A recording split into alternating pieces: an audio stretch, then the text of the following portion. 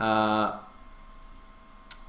and even Dodie was like off-racing Zerg on a stream the other day. It was terrible. He's been infected by LRM. Infested Protoss. It's so sad. The next match is going to be Bakuryu versus Michael in a ZVZ on Outsider. Here we go.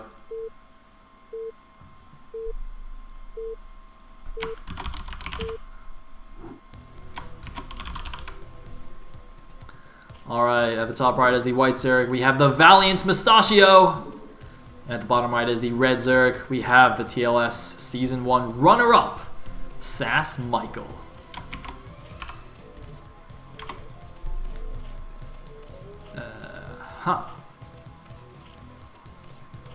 Alright, so Michael, of course, extremely strong Zerg. Many would say he's the best forerunner besides Zeke, up there along with Technics. But Bakuryu, extremely strong Zerg as well, and he says his best matchup is ZVZ. So this should be very exciting. And of course, Michael's ZVZ recently has been terrible. I mean, obviously he got completely pwned in the TLS finals, although you know that's not that bad considering it's against Zeke. But last week, or was it? I think it was last week we saw him play as well. Let me actually check who it was against. It was against. Oh no, sorry, it was the week before. Yeah, it was the week before he played against Pyke and actually lost that ZVZ, even though Pyke's not been doing so well himself lately. And it was kind of just a weird game where, again, he just didn't really build anything and just died. So I don't really know what's up with Michael. But I guess we'll see here if he can slay Bakuryu or not. So both players are actually going to scout each other first here, interestingly. I think Michael's the one actually doing the non-standard scouting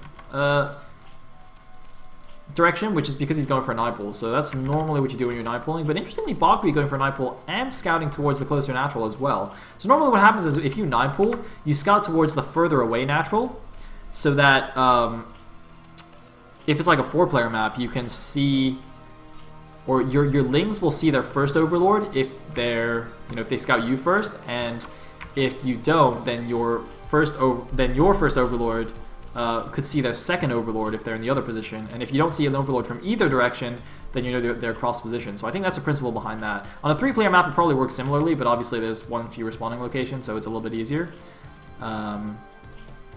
So maybe that's why Bakuryu scouted towards the close natural anyway, because on a 3-player map, maybe it doesn't even matter. You can just figure it out from the overlords, regardless of which way when your guy goes. I have to think about it a bit more to figure that one out. Anyway, alright, so we got Lair first from Michael versus Speed first from Bakuryu. Michael actually hiding his lings on the side here, away from Bakuryu's overlord, which is interesting. But Bakuryu should know from how late the second overlord is that it was a 9-pull, I think. And now he sees the lings anyway. But yeah, I really think that second overlord timing probably indicates to Bakuryu that this was in fact a 9-pull. Bakuryu gonna poke over here.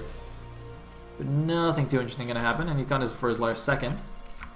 So Michael, I think, gonna have a small advantage here if he's just gonna play defensive with his lings and gonna skip that Zergling speed. He's gonna have faster Spire, and if he's not moving out on the map with his lings, the lack of ling speed isn't really gonna hurt him at all. So yeah, just making a nice defensive arc. Bakuryu gonna do a bit of a contain here at the bottom. It's unfortunate that we have a ZVZ on Outsider, so it's very unlikely that the cute little map base layout thing is going to really matter in this matchup.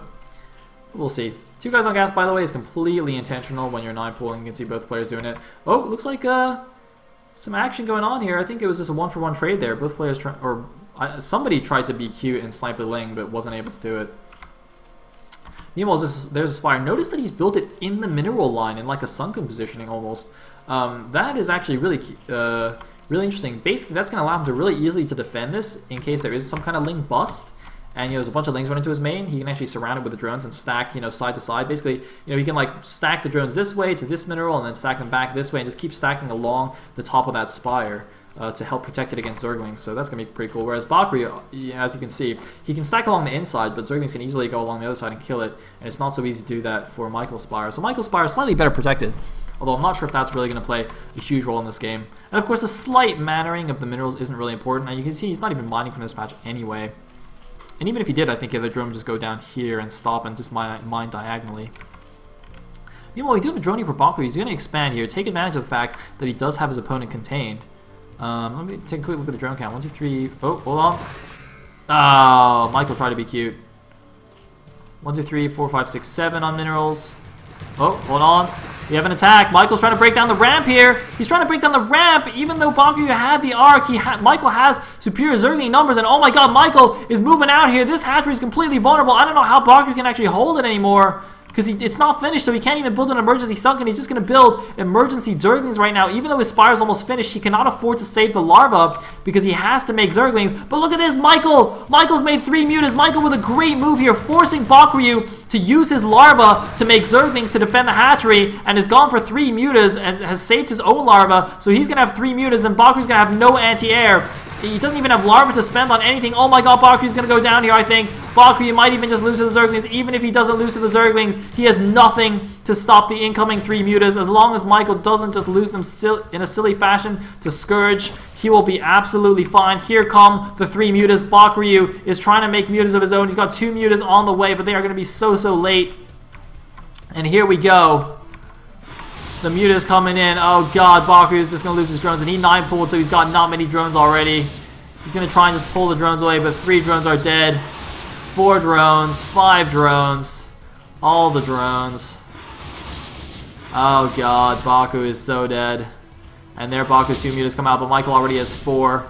And these 2 mutas are just going to instantly try and run away here. Baku taking that hatchery, proving to be a huge mistake. Michael knowing exactly how to punish it there.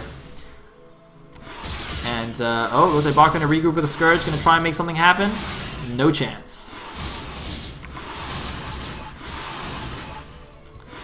So now Baku's just going to make some emergency Scourge. Oh, he does land a hit there, but now he's got no drones, so it's going to be that. That is going to be that. Or is it? Oh, look at that. Emergency sunken too. GG! Not emergency, but defensive precautionary sunken.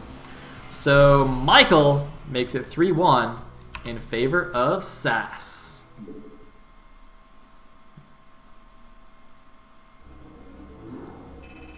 But don't worry, guys. I'm telling you, reverse 4-3 incoming. It's not even reverse, but it's gonna be fine. LRM's got this.